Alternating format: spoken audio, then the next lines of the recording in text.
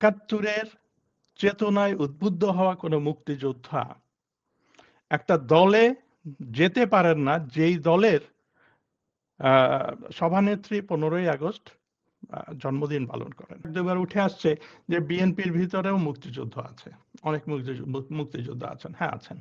কারণ দেখেন, আমি কখনো না ওই বিষয়গুলোকে অ্যাডমিট করতে চাই না যে একাত্তরের চেতনায় উদ্বুদ্ধ হওয়া কোনো মুক্তিযোদ্ধা একটা দলে যেতে পারেন না যেই দলের সভানেত্রী 15ই আগস্ট জন্মদিন পালন করেন।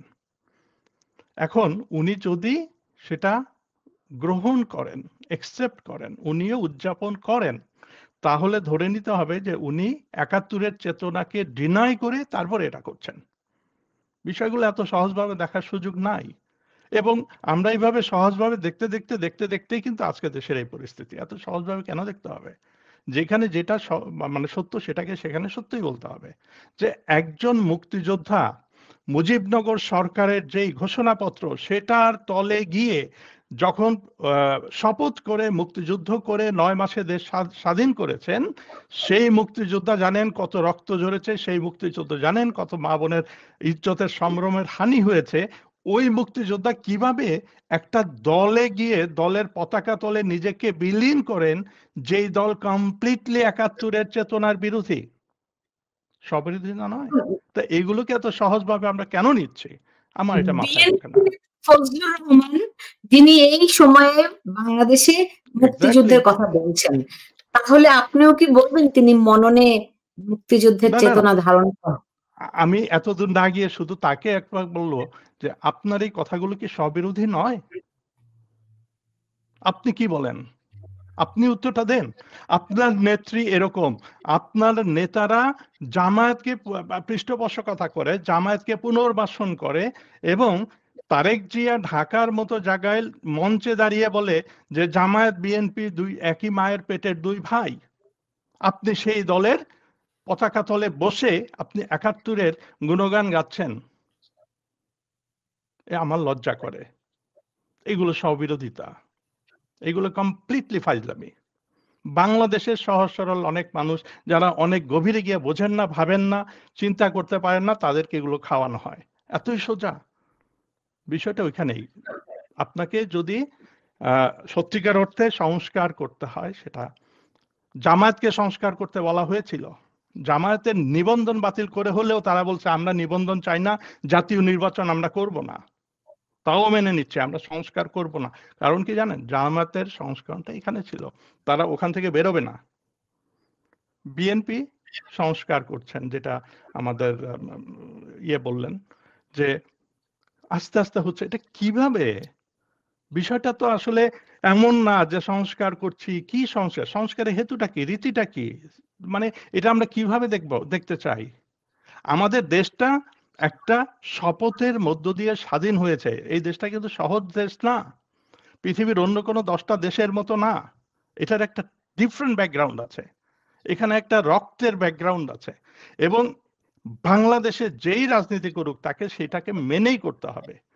কিন্তু আমরা জামাতকে পেয়েছি, বিএনপি আছে, এরকম আরো বেশ কিছু দল গজিয়েছে আস্তে আস্তে বাইরে।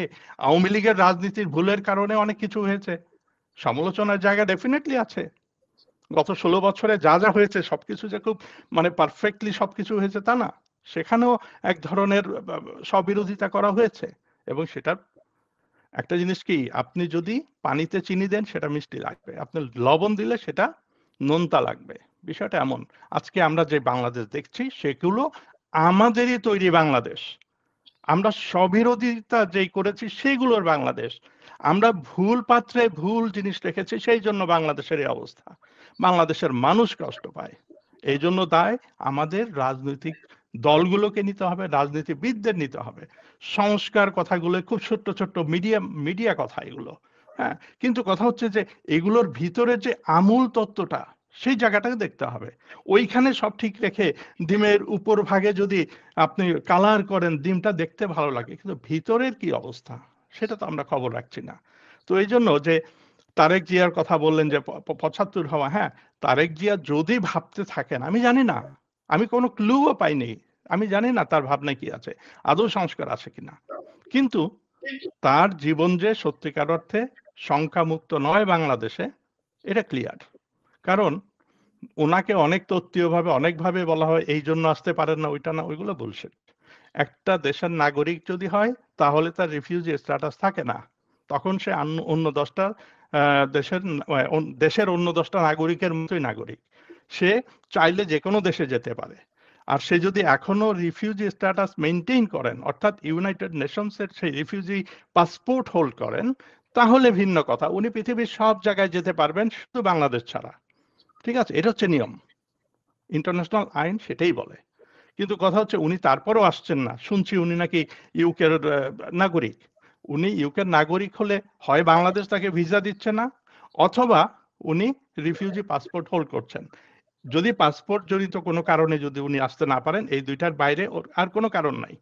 তবে উনি যদি ভিসা পেয়েও থাকেন, তারপরেও যদি উনি আসতে না চান বা আসতে পারছেন না যদি আমরা শুনি, তাহলে বলতে হবে যে উনি নিরাপদ না। ওনার ওয়াইফকে আজকে এসএসএফ এর গার্ড দিয়ে তারপরে হাসপাতাল থেকে বাসায় নেওয়া হলো। এসএসএফ এর গার্ড কেন দিতে হবে? হঠাৎ করে কেন ভিভিআইপি ঘোষণা করতে হবে? তাই না? এই বিষয়গুলোর অনেক মানে গভীরের অনেক বিষয় আছে, সেগুলোকে আলোচনা পর্যালোচনা করতে হবে। উপরের ভাষাটাকে দিয়ে যদি আমরা আলোচনা করি, তাহলে বুঝতে হবে যে আসলে এই বিষয়গুলো আমরা অ্যাভয়েড করে যাচ্ছি। এবং পলিটিশিয়ানরা এই জিনিসগুলো খুব ভালো বোঝেন যে কিভাবে আমাদের মতো সাধারণ মানুষদের চোখে ধোঁয়া দিয়ে বিষয়টাকে অন্যদিকে, ভাবনাকে অন্যদিকে ডাইভার্ট করতে হবে, এবং সেটাতে ওনারা সবসময় সাকসেস হন। কিন্তু আমি একা বুঝলাম বা আমি বোঝার চেষ্টা করলাম, ইটস নট এনাফ। কারণ আমার কথা কে শোনে? তাই না?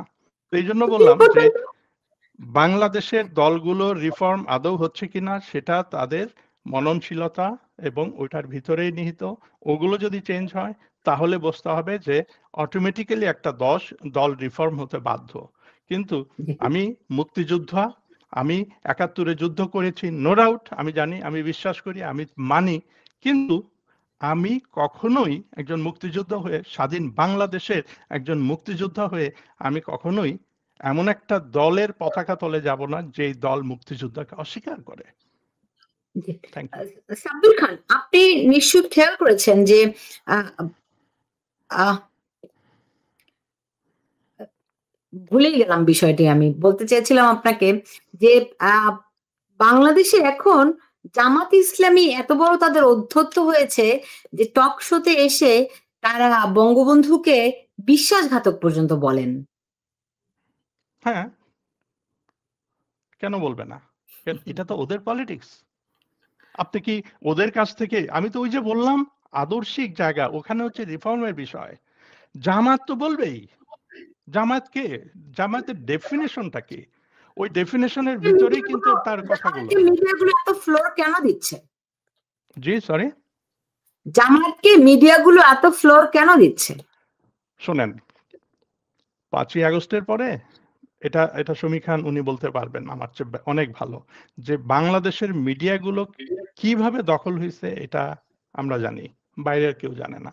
কারণ এগুলো বাইরে বলাটাও এখন পাপ, বললেই আপনি গুনাহগার হবেন।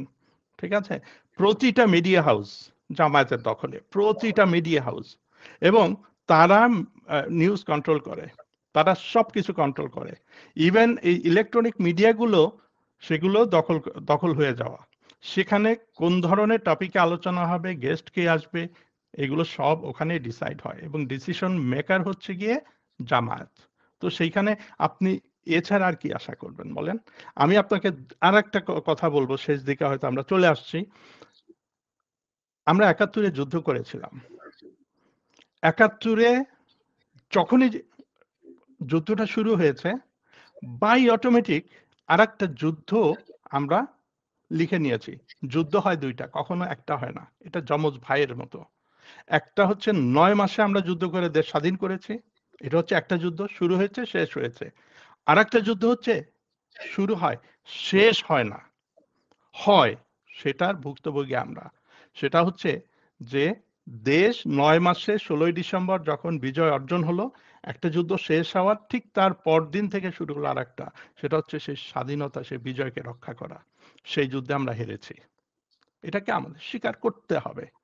এবং এই শিক্ষাটা আমরা যদি না করতে পারি তাহলে আমরা কখনো ফিরে আসতে পারবো না, কারণ আমাদের যুদ্ধটাকে কন্টিনিউ করতে হবে, সেই হারিয়ে যাওয়া সেই স্বাধীনতাটাকে আবার ফিরে পাওয়া। It's very simple.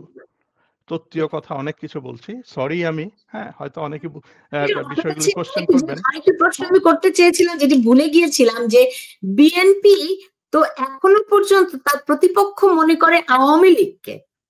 তার তো প্রতিপক্ষ মানে অবস্থার যে পরিবর্তন হয়েছে, প্রতিপক্ষ যে বদলে গেছে, বিএনপি তো এখনো সেটি মনে করছে বলে মনে কি হচ্ছে? না, মনে করবেন, শোনেন, দীর্ঘদিনের একটা অভ্যাস অথবা বদভ্যাস, ঠিক আছে? আমি দেখেন, আমি যখন কথা বলি বিএনপি আওয়ামী লীগের চেয়ে বেশি বলি জামায়াতের ব্যাপারে, বিপক্ষে, বিরুদ্ধে। আমি মনে করি আমাদের দেশের সবচেয়ে বড় বিস্ফোরা হচ্ছে জামাত। জামাতকে উৎপাটন করতে হবে বাই এনি প্রাইস। এটা সুমি খান, উনি আমাকে দীর্ঘদিন চেনেন, উনি জানেন যে আমার যুদ্ধের জায়গাটাই হচ্ছে জামাত। এখন বিএনপি যখন রাজনীতি করে দ্বিতীয় বৃহত্তম দল হিসাবে, এটা মনে রাখেন, তাহলে প্রথম বৃহত্তম দল হচ্ছে আওয়ামী লীগ। তো আওয়ামী লীগের ডেফিনেটলি বাই ন্যাচারাল তার বিপক্ষ অথবা শত্রু হচ্ছে বিএনপি।